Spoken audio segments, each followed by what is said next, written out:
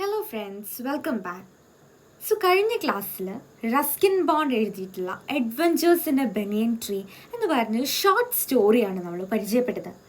ഒരു young boy, ഒരു ബനിയൻ tree, grand father, grand mother, A small village in ഡെഹ്റ തുടങ്ങി grey squirrel എന്നൊക്കെ നമ്മൾ പറഞ്ഞ് ബോയ്ക്ക് ആ ബനിയൻ ട്രീയും അതിൻ്റെ പരിസരങ്ങളിലും ഉണ്ടായിട്ടുള്ള പ്രകൃതിയുമായി ഇണങ്ങി ചേർന്നിരിക്കുന്ന ഒരുപാട് കാഴ്ചകളൊക്കെ കണ്ട് മനോഹരമായ രീതിയിൽ നമ്മൾ പരിചയപ്പെട്ടു തുടങ്ങി. പെട്ടെന്നാണ് ഒരു ദിവസം, ഒരു particular afternoon, something exciting happened, അല്ലേ? എന്തോ ഒരു എക്സൈറ്റ്മെൻ്റ് ഉള്ള ഒരു കാഴ്ച നമ്മുടെ യങ് ബോയ് കാണുകയാണ് ചെയ്തത്. എന്തായിരുന്നു അത്? യെസ്, ഒരു കോബ്രയും മംഗൂസും തമ്മിലുള്ള ഒരു ഫൈറ്റിന് റെഡിയാവുന്ന സീനായിരുന്നു നമ്മൾ കണ്ടുകൊണ്ടിരുന്നത്. സോ ബോയ് പറയുന്നുണ്ട്, കോബ്ര ആൻഡ് മംഗൂസ് എങ്ങനെയുള്ള ഫൈറ്റേഴ്സ് ആയിരുന്നു എന്നാണ് പറഞ്ഞത്.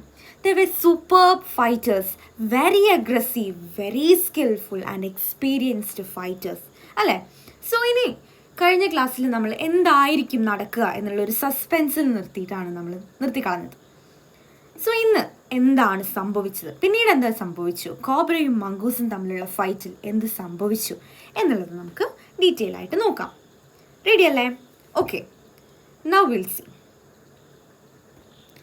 Hissing defiance, his forked tongue darting in and out, the cobra raised 3 of his 6 feet off the ground and spread his broad spectacled hood. The mongoose bushed its tail. The long hair on his spine stood up. In the past, the very thickness of his hair had saved him from bites that would have been fatal to others. Okay, so now what's happening? Hissing defiance. അപ്പോൾ അതിന് മുമ്പുള്ള പാരഗ്രാഫിൽ നമ്മൾ പറഞ്ഞത് എന്താണ്?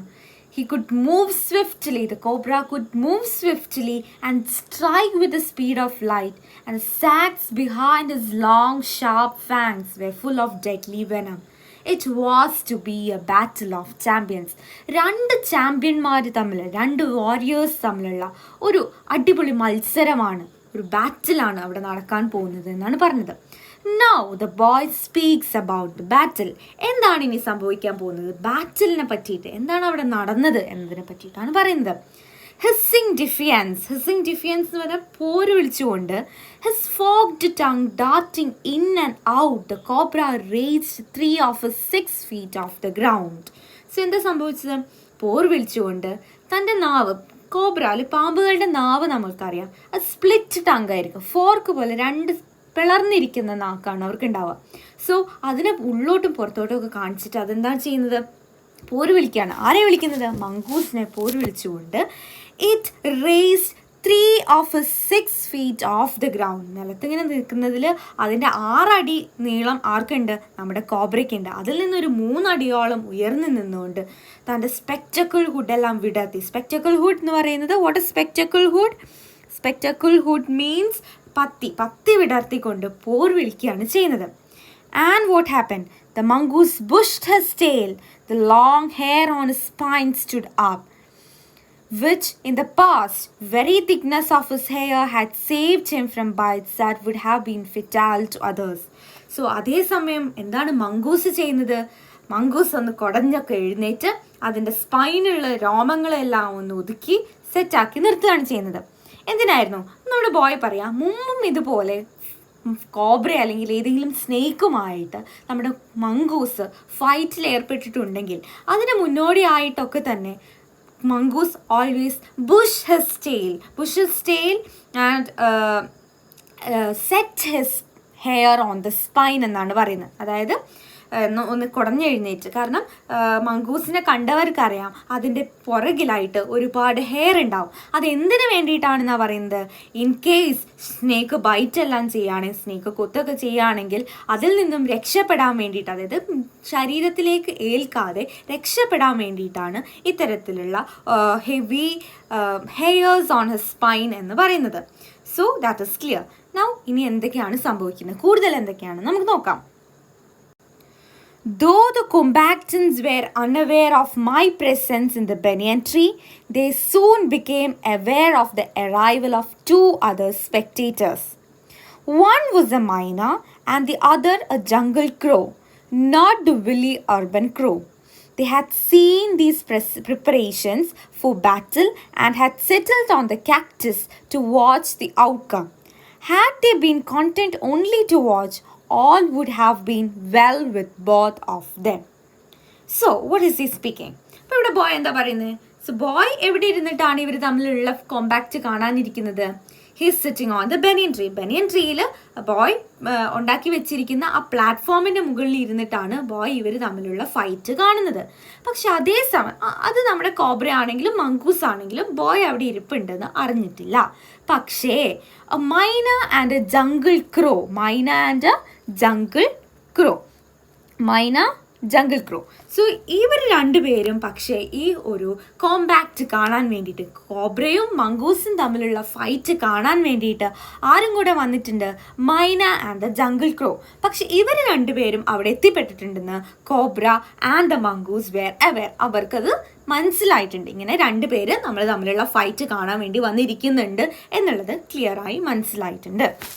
So they had seen these preparations for battle and had settled on the cactus to watch the outcome. So they are sitting on the cactus. നേരത്തെ നമ്മൾ പറഞ്ഞില്ലേ, കാക്ടസിൻ്റെ കൂട്ടത്തിൻ്റെ ഇടയിൽ നിന്നിട്ടാണ് കോബ്ര എഴിഞ്ഞു വന്നിട്ടില്ലേ? ആ സെയിം കാക്ടസിൻ്റെ മുകളിലായിട്ടാണ് ഇവർ രണ്ടുപേരും അവരുടെ seat ഉറപ്പിച്ചിരിക്കുന്നത്. So had they been content only to watch, all would have been well with both of them. അതിലെന്തോ ഒരു സംഭവമുണ്ട്. അപ്പോൾ അവിടെ പറയുന്നത് അവർ ഒരു മത്സരം കാണാൻ വേണ്ടി മാത്രമാണ് അവിടെ വന്നിരുന്നിരുന്നത് എന്നുണ്ടായിരുന്നെങ്കിൽ അവർക്കാർക്കും ഒന്നും സംഭവിക്കില്ലായിരുന്നു, എല്ലാം നല്ല ഭംഗിയായിട്ട് അവസാനിക്കുമായിരുന്നു എന്ന് പറയുന്നുണ്ട്. അപ്പോൾ അതിലെന്തോ ഒരു ക്ലൂ ഉണ്ട്, എന്തോ അപകടം എന്തോ സംഭവിച്ചിട്ടുണ്ട് എന്നുള്ളതാണ് അവിടെ നമുക്ക് മനസ്സിലാക്കേണ്ടത്.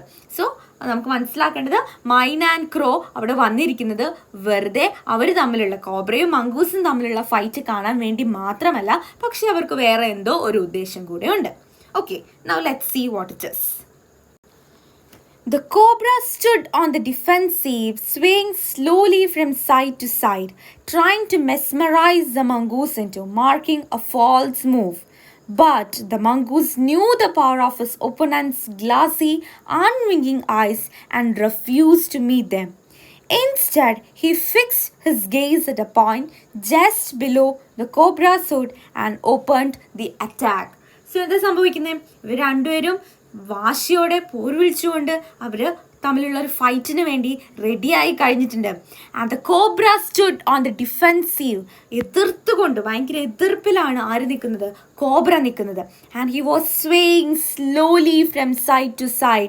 സ്വേയിങ് ചെയ്യാന്ന് പറഞ്ഞാൽ moving slowly from side to side, അങ്ങോട്ടും ഇങ്ങോട്ടും വെറുതെ ഇങ്ങനെ ചരിഞ്ഞ് ആടി ഇങ്ങനെ നിൽക്കുകയാണ് ആര് ചെയ്യുന്നത്? കോബ്ര ചെയ്യുന്നത്. എന്തിനു വേണ്ടിയിട്ടായിരുന്നു?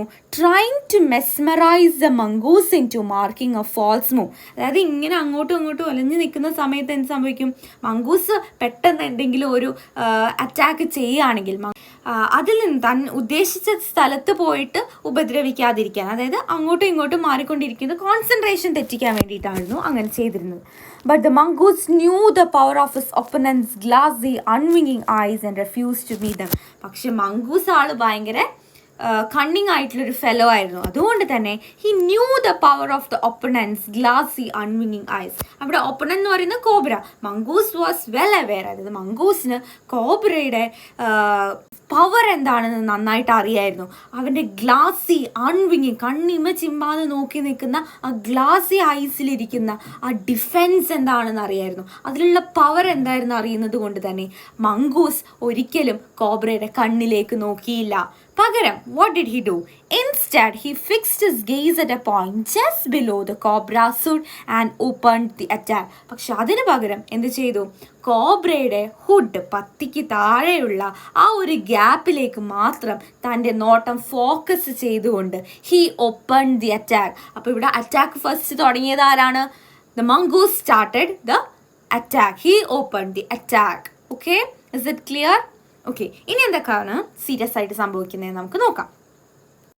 So moving forward quickly until he was just within the cobra's reach, he made a feint to one side. Immediately the cobra struck.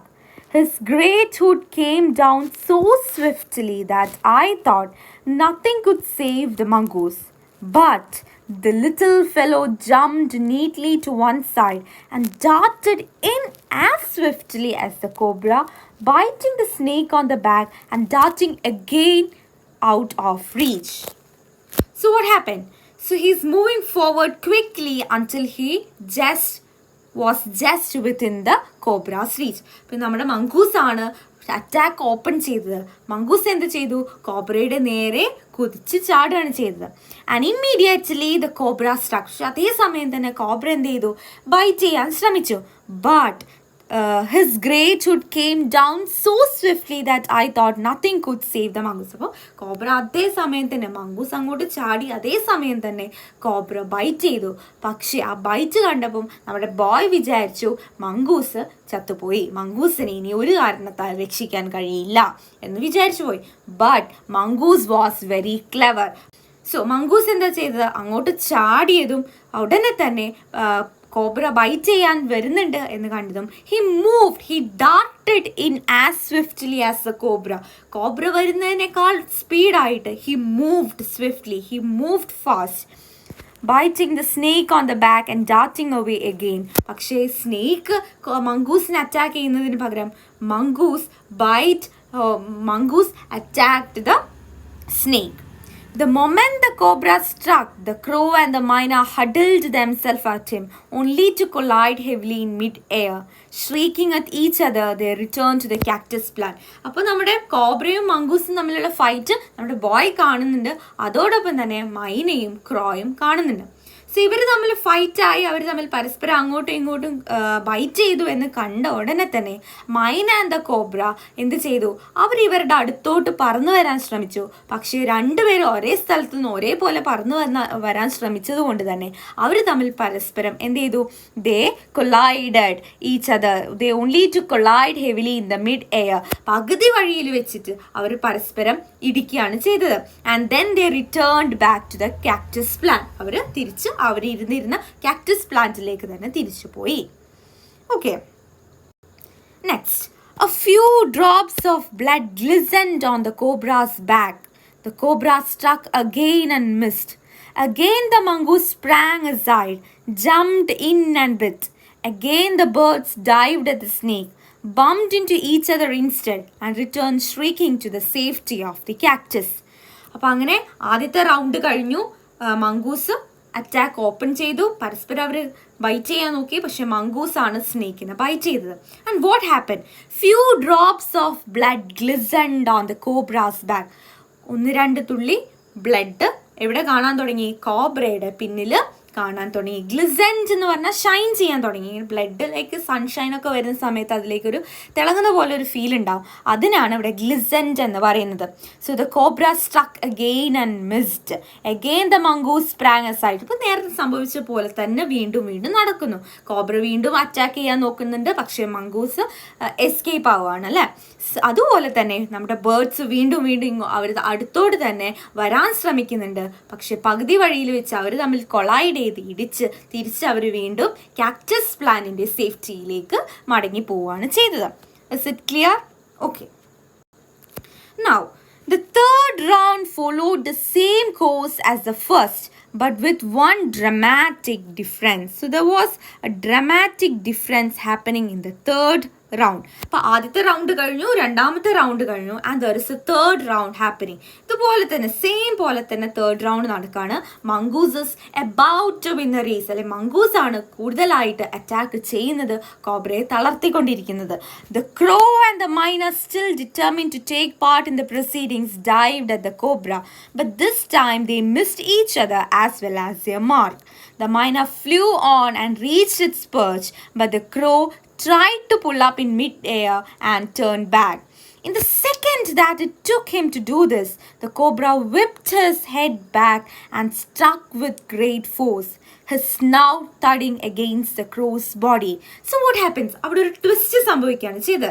Boy called it as a dramatic difference. നാടകീയമായ ചില രംഗങ്ങൾ അവിടെ അരങ്ങേറുകയാണ് ചെയ്തത്.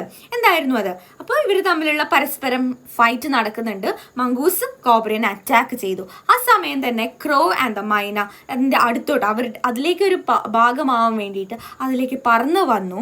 ഇപ്രാവശ്യം അവർ പരസ്പരം ഇടിച്ചതൊന്നുമില്ല, അവർ കറക്റ്റായിട്ട് എത്തി. ആൻഡ് അവിടെ എത്തിയതോ മൈന എന്ത് ചെയ്തു, പകുതി വെച്ച് തന്നെ myna flew back and reached on the perch. ഇവിടെ പെർച്ച് എന്ന് ഉദ്ദേശിക്കുന്നത് അവർ ഇരുന്നിരുന്ന അടുത്ത് തന്നെ പോയിട്ട് ഇരിക്കുന്നതിനെയാണ് പെർച്ച് ചെയ്യാന്ന് പറയുന്നത്. ബേർഡ്സ് ഇരിക്കുന്ന അതിനെയാണ് പെർച്ച് ചെയ്യാന്ന് പറയുന്നത്. സോ ദ മൈന എന്ത് ചെയ്തു, പകുതി വഴിയിൽ തന്നെ വന്നിട്ട് തിരിച്ച് കാക്ടസ് പ്ലാന്റ്സിൽ തന്നെ പോയിരുന്നു. പക്ഷേ what happen to the crow? The crow tried to pull up in mid air and turn back. Crow പറന്നു വന്ന് പകുതി എത്തിയപ്പോൾ തിരിച്ച് കാക്ടസ് പ്ലാന്റിലേക്ക് തന്നെ തിരിച്ചു പോകാൻ വേണ്ടിയിട്ട് തിരിഞ്ഞതും വിത്തിൻ ദാറ്റ് സെക്കൻഡ് എന്നാണ് പറയുന്നത്, within that second it took him to do this. ആ ഒരു ചെറിയ നിമിഷം, അങ്ങനെ അവിടെ എത്തി പകുതിയിൽ നിന്ന് തിരിഞ്ഞ് വീണ്ടും കാക്ടസ് പ്ലാന്റിലേക്ക് പോകുന്ന ആ നിമിഷത്തിൽ എന്ത് സംഭവിച്ചു?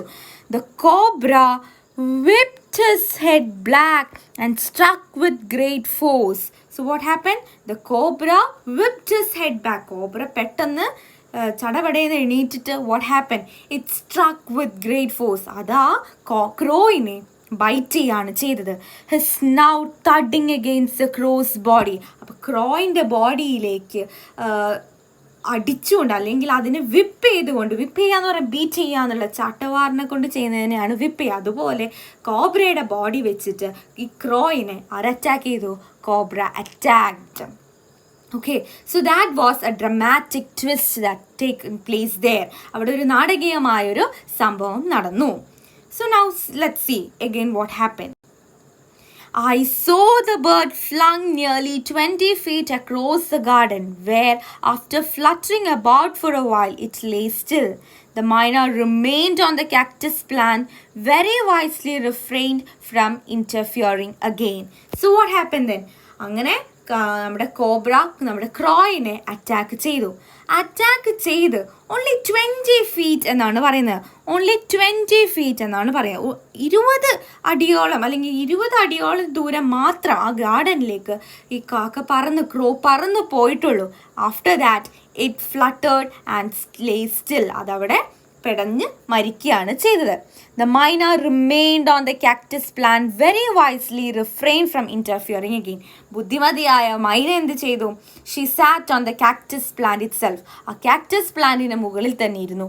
ഇനി ഞാൻ എന്ത് ചെയ്യാൻ പോകുന്നില്ല, അവരുടെ ഫൈറ്റിനിടയിലേക്ക് ഇൻ്റർഫിയർ ചെയ്യാൻ പോകുന്നില്ല, അതിൽ തലയിട്ട് നോക്കാൻ വേണ്ടിയിട്ട് പോകുന്നില്ല, ഞാൻ ഇവിടെ തന്നെ ഇരുന്ന് കണ്ടോളാം എന്ന രീതിയിൽ മൈന sat very wisely refrained from interfering from them again.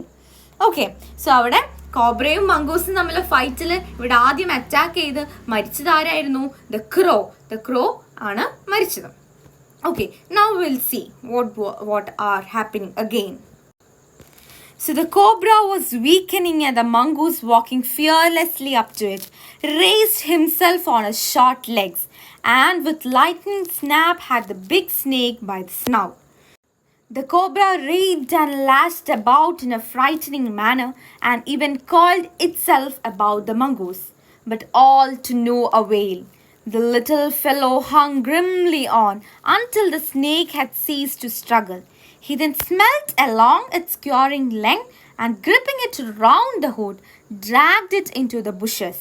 The myna dropped cautiously to the ground, hopped about, peered into the bushes from a safe distance, and then, with a shrill cry of congratulations, flew away. So what is happening here? Cobra has attacked and killed the crow, and now the cobra was also weakening എന്നാണ് പറയുന്നത്. എന്തുകൊണ്ടായിരിക്കും? നേരത്തെ നമ്മൾ പറഞ്ഞു കോബ്രയുടെ പുറകുവശത്തു നിന്ന് back of the ഹുഡിൽ നിന്നും blood വരുന്നുണ്ടായിരുന്നു എന്ന് പറഞ്ഞു. അതുകൊണ്ട് തന്നെ ബ്ലഡ് ലോസ് കൊണ്ട് cobra was weakening. But what was happening to mongoose? Mongoose എന്താണ് ചെയ്തുകൊണ്ടിരിക്കുന്നത്? Mongoose was walking fearlessly up to it. ഒരു പേടിയും കൂടാതെ നമ്മുടെ കോബ്രയുടെ അടുത്തോട്ട് നടന്ന് നീങ്ങുകയാണ് ചെയ്യുന്നത്. He raised himself on his short legs and with a lightning snap had the big snake by the snout.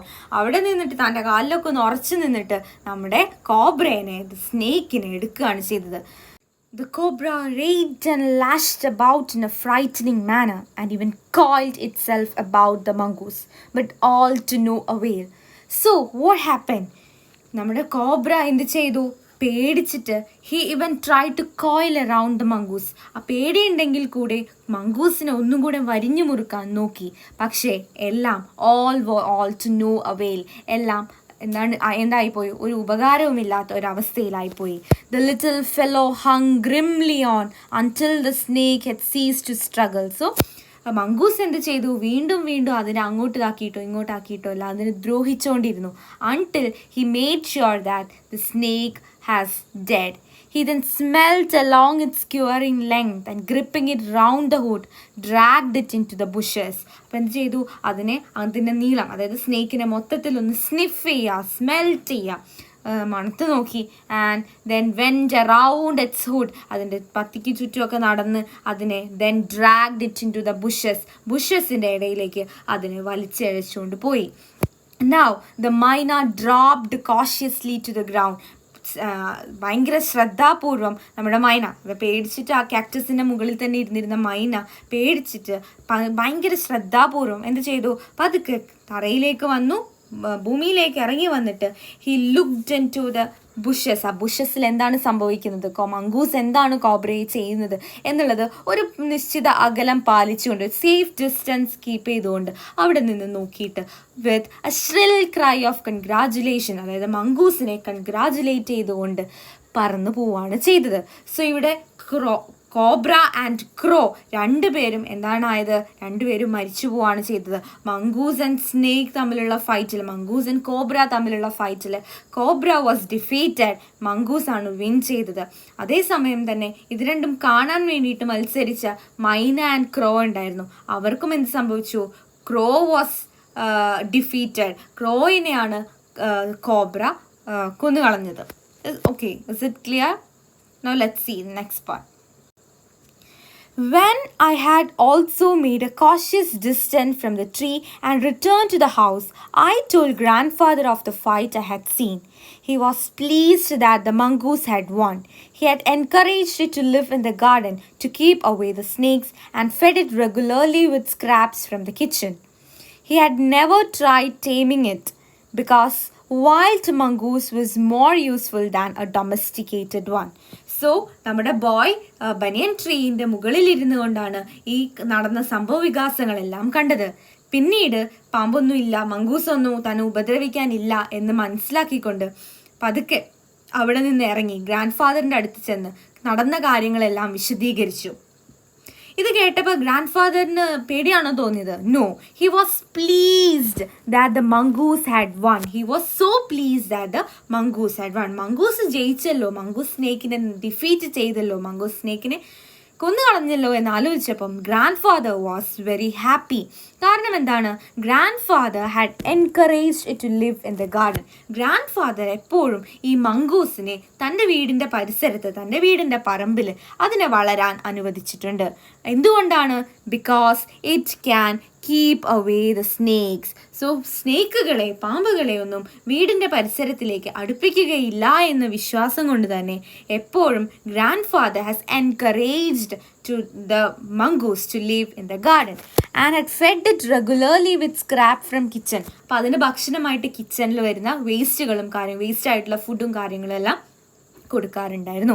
He had never tried taming it because wild mongoose was more useful than a domesticated one. So tame ചെയ്യുക എന്ന് പറഞ്ഞാൽ മെരുക്കിയെടുക്കുക എന്നുള്ളതിനെയാണ് നമ്മൾ term ചെയ്യുക എന്ന് പറയുന്നത്. So grand father ആണെങ്കിൽ അതിനെ വളരാൻ അവിടെ അനുവദിച്ചിട്ടുണ്ട്. പക്ഷെ അതിനെ ഒരിക്കലും മെരുക്കിയെടുക്കാനോ, അതായത് തൻ്റെ ഇഷ്ടത്തിന് വേണ്ടി, ഗ്രാൻഡ് ഫാദറിൻ്റെ ഇഷ്ടത്തിന് വേണ്ടി അതിനെ മാറ്റിയെടുക്കാനോ ഒന്നും ശ്രമിച്ചിട്ടില്ല. കാരണം എന്താണ്? Because he believed that wild mongoose were more useful than a domesticated one. വളർത്തിയ മംഗൂസിനേക്കാളും അല്ലെങ്കിൽ മെരുക്കിയെടുത്ത് തൻ്റെ ഇഷ്ടത്തിന്, നമ്മുടെ ഇഷ്ടത്തിന് വേണ്ടി ജീവിപ്പിക്കുന്ന മംഗൂസിനേക്കാളും ഏറ്റവും നല്ലത് എപ്പോഴും വൈൽഡ് ആയിട്ടുള്ള മംഗൂസാണ് എന്നുള്ളത് കൊണ്ട് തന്നെ ഗ്രാൻഡ് ഫാദർ ഒരിക്കലും അതിനെ ടേം ചെയ്യാൻ ശ്രമിച്ചിട്ടില്ല. പക്ഷേ തൻ്റെ വീടിൻ്റെ കോമ്പൗണ്ടിൽ, ആ ഹ്യൂജ് ഹൗസിൻ്റെ കോമ്പൗണ്ടിൽ അതിനെ വളരാൻ, അതിനെ ജീവിക്കാൻ അനുവദിച്ചിട്ടുണ്ടായിരുന്നു. Now, from the banyan tree, I often saw the mongoose patrolling the four corners of the garden, and once I saw him with an egg in his mouth and knew he had been in the poultry house. But he hadn't harmed the birds, and I knew grandmother would forgive him for stealing as long as he kept the snakes away from house. So ഇതൊരു ആദ്യത്തെ തവണയൊന്നും അല്ല നമ്മുടെ boy മംഗൂസിനെ അവിടെ കാണുന്നത്. He has seen many times. മംഗൂസിനെ പലതവണയായിട്ട് ആ വീടിൻ്റെ പരിസരത്ത് കണ്ടിട്ടുണ്ട്. Patrolling the 4 corners of the garden എന്നാണ് പറയുന്നത്. പെട്രോളിംഗ് എന്ന് പറയുന്നത് അങ്ങോട്ടും ഇങ്ങോട്ടും ആ വീടിൻ്റെയും പരിസരത്തിൻ്റെയും 4 ഭാഗത്തൂടെയും ചുറ്റി നടന്ന് അവിടെ റോന്ത് ചുറ്റി നടക്കുന്നതായിരുന്നു നമ്മുടെ മംഗൂസിൻ്റെ പണി. And once I saw him with an egg in his mouth. പക്ഷെ ഒരു ദിവസം മംഗൂസിൻ്റെ വായിൽ മുട്ടയിരിക്കുന്നതാണ് കണ്ടത്. And boy knew that he had been in the poultry house. അപ്പം ബോയ്ക്ക് മനസ്സിലായി നമ്മുടെ മംഗൂസ് എവിടെ പോയിട്ടുണ്ട്, പൗൾട്രി ഹൗസിൽ പോയിട്ടുണ്ട്. പൗൾട്രി ഹൗസ് എന്ന് പറയുന്നത് ഈ ബേർഡ്സ്, അതായത് ഹെൻ ഒക്കെ കോഴികളെല്ലാം വളർത്തുന്ന ഒരു ഫാം ഹൗസ് പോലെയുള്ളതിനെയാണ് പൗൾട്രി ഹൗസ് എന്ന് പറയുന്നത്. But he had in Ham the birds. പക്ഷെ അവിടെ പോയിട്ട് മുട്ട സ്റ്റീൽ ചെയ്തിട്ടുണ്ട്, മുട്ട മോഷ്ടിച്ചിട്ടുണ്ട് എന്നുള്ളത് സത്യമാണ്. പക്ഷെ ഒരിക്കലും അവിടെയുള്ള ബേർഡ്സിനെ ഒന്നും ഹാം ചെയ്തിട്ടില്ല.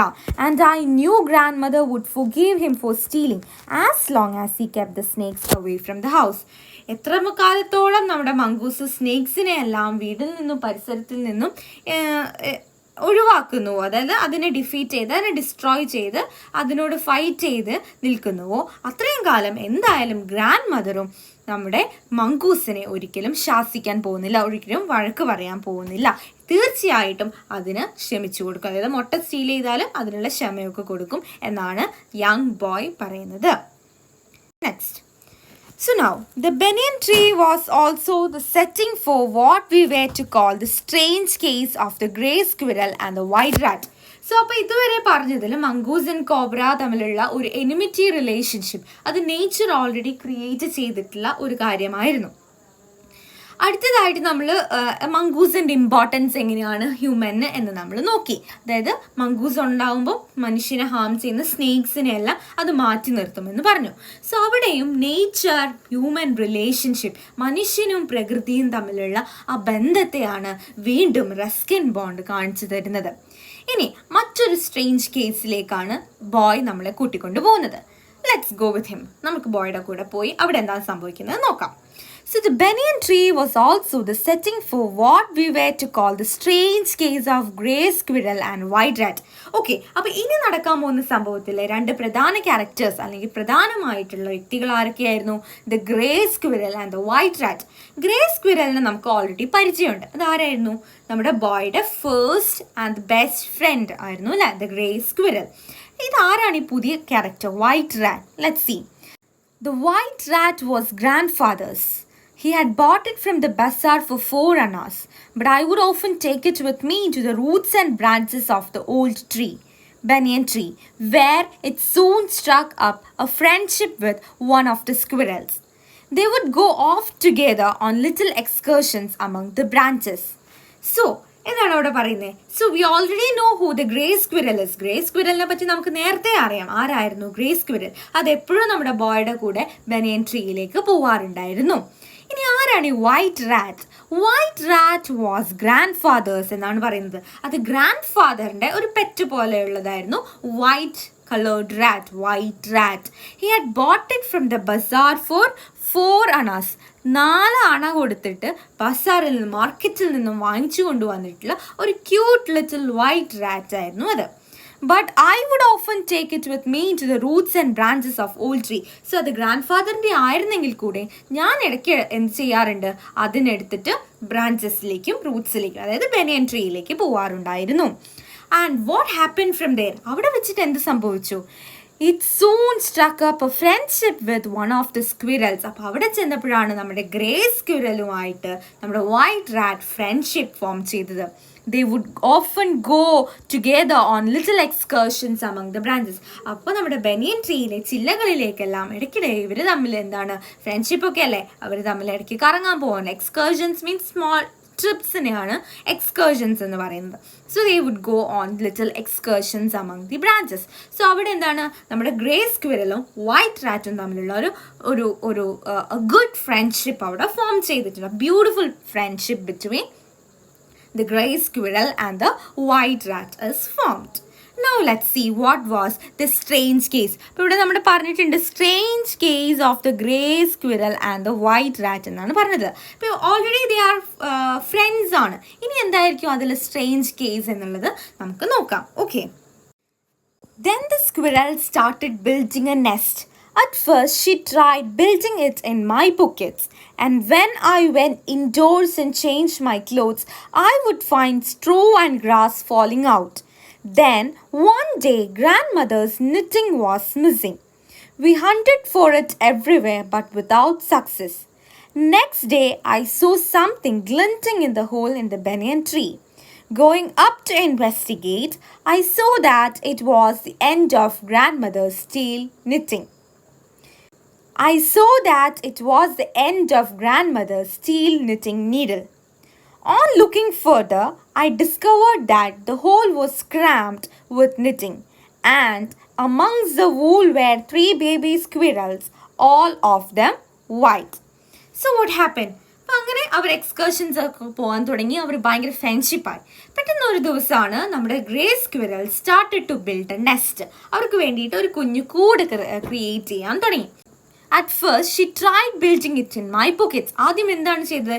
എൻ്റെ പോക്കറ്റ്സിനകത്താണ്, എൻ്റെ ഷർട്ട്സിൻ്റെയും ബനിയൻസിൻ്റെയും എല്ലാം ടീഷർട്ട്സിൻ്റെ എല്ലാം പോക്കറ്റ്സിനകത്താണ് ആദ്യം the grey squirrel started to build pockets, create pockets. അപ്പോൾ അത് എങ്ങനെയാണ് എനിക്ക് മനസ്സിലായത്? ഞാൻ വൈകുന്നേരം എൻ്റെ കളികളും ബനിയൻ ട്രീയിലുള്ള ടൈമെല്ലാം സ്പെൻഡ് ചെയ്ത് തിരിച്ച് റൂമിലേക്ക് വരുമ്പോൾ ഡ്രസ്സ് ചേഞ്ച് ചെയ്യുന്ന സമയത്ത് എൻ്റെ പോക്കറ്റ്സിൽ നിന്നും സ്ട്രോ ആൻഡ് ഗ്രാസ്, അതായത് നാരുകളും കമ്പുകളെല്ലാം വീഴാൻ തുടങ്ങി. അപ്പോഴാണ് എനിക്ക് മനസ്സിലായത് the squirrel has started to build nest in my pocket.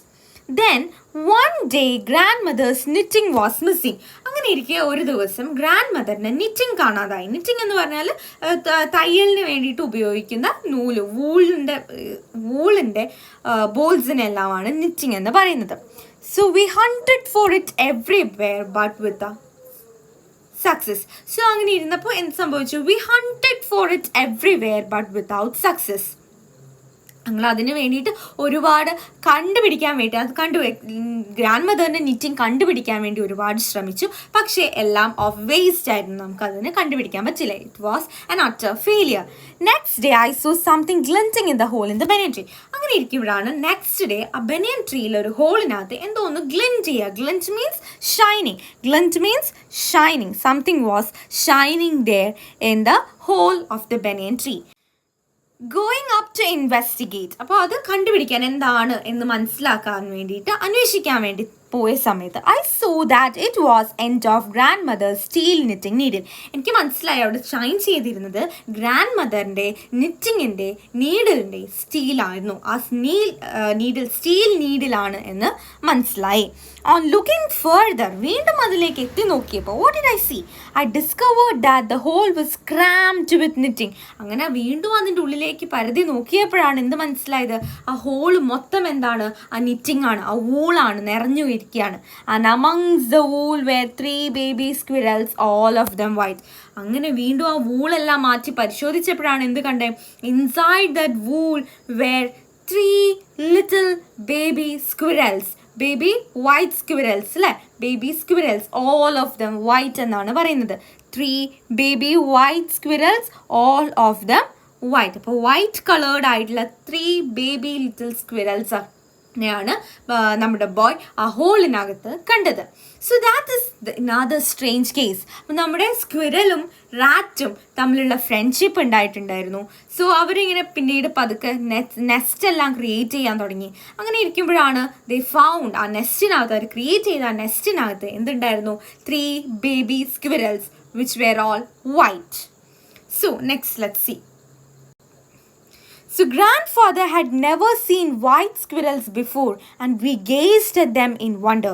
We were puzzled for some time, but when I mentioned the white rat's frequent visit to the tree, grandfather told me that the rat must be the father. Rats and squirrels were related to each other, and he said, and so it was quite possible for them to have offsprings, in this case white squirrels. Okay, അപ്പോൾ ഇവിടെ പറയുന്നത് എന്താണ്? Grand father ഇതിനു മുമ്പൊന്നും white സ്ക്വിറൽസിനെ ഇതുവരെ കണ്ടിട്ടില്ല. Usually grey coloured ആയിട്ടുള്ള സ്ക്വിറൽസിനെയാണ് കാണാറുണ്ടായിരുന്നത്. ഇത് പതിവില്ലാത്തൊരു കാഴ്ചയാണ് വൈറ്റ് സ്ക്വിറൽസ്. അപ്പോൾ അത് എങ്ങനെ സംഭവിച്ചു എന്നതിനെ പറ്റിയിട്ട് അവർ they were puzzled about it. അതെന്താണെന്ന് അത്ഭുതപ്പെട്ടിരിക്കുകയായിരുന്നു, എന്താണ് സംഭവിച്ചതെന്ന്. ആൻഡ് അപ്പോഴാണ് നമ്മുടെ ബോയ് ഇതിനെ പറ്റി മെൻഷൻ ചെയ്യുന്നത്, the white rat's frequent visit to the tree. ഗ്രാൻഡ് ഫാദറിൻ്റെ വൈറ്റ് റാറ്റ് ഇടയ്ക്കിടെ നമ്മുടെ ബോയുടെ കൂടെ ബനിയൻ ട്രീയിലേക്ക് വരാറുണ്ടായിരുന്നതും നമ്മുടെ ഗ്രേ സ്ക്വിറലിനോട് കൂട്ടുകൂടിയതും അവർ എക്സ്കർഷൻസിന് പോകാൻ തുടങ്ങിയതും അവർ നെസ്റ്റ് കെട്ടി താമസിക്കാൻ തുടങ്ങിയതൊക്കെ പറഞ്ഞത് അപ്പോഴായിരുന്നു. ആൻഡ് ഗ്രാൻഡ് ഫാദർ ടോൾഡ്, ഇത് കേട്ട grand father told that the rat must be the father. The rat must be the father. അപ്പോൾ ഇത് കേട്ട ഗ്രാൻഡ് ഫാദർ ടോൾഡ് ദാറ്റ് ഇങ്ങനെ വൈറ്റ് സ്ക്വിറൽസ്, ബേബി സ്ക്വിറൽസ് ഉണ്ടാവണമെങ്കിൽ തീർച്ചയായിട്ടും നമ്മുടെ വൈറ്റ് റാറ്റ് ആയിരിക്കണം അവരുടെ ഫാദർ.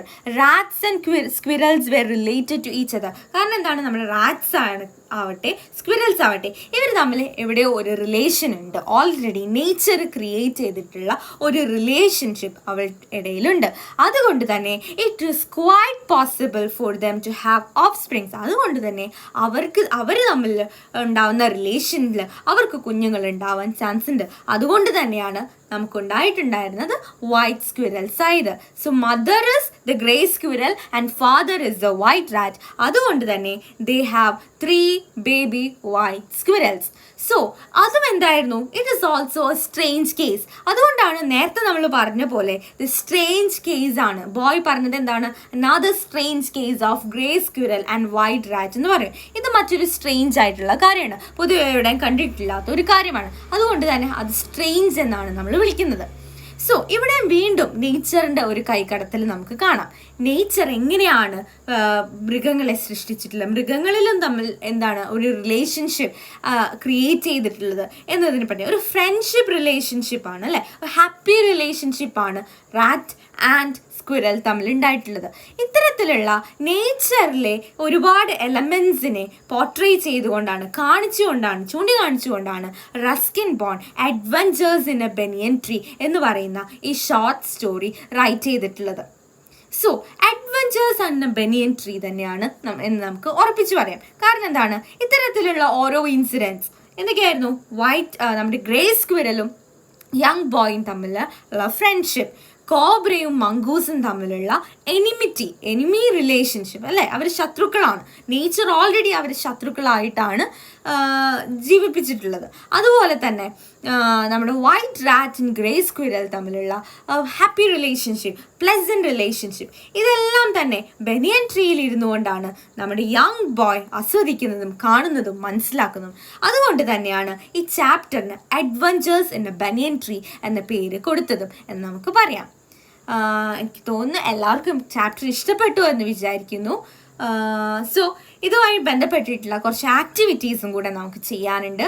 അത് നെക്സ്റ്റ് ക്ലാസ്സിൽ നമ്മൾ ചെയ്യുന്നതായിരിക്കും. So every one should read the text book. Story നന്നായിട്ട് വായിക്കുക. എല്ലാവർക്കും ഇഷ്ടപ്പെട്ടു എന്ന് വിചാരിക്കുന്നു. Thank you.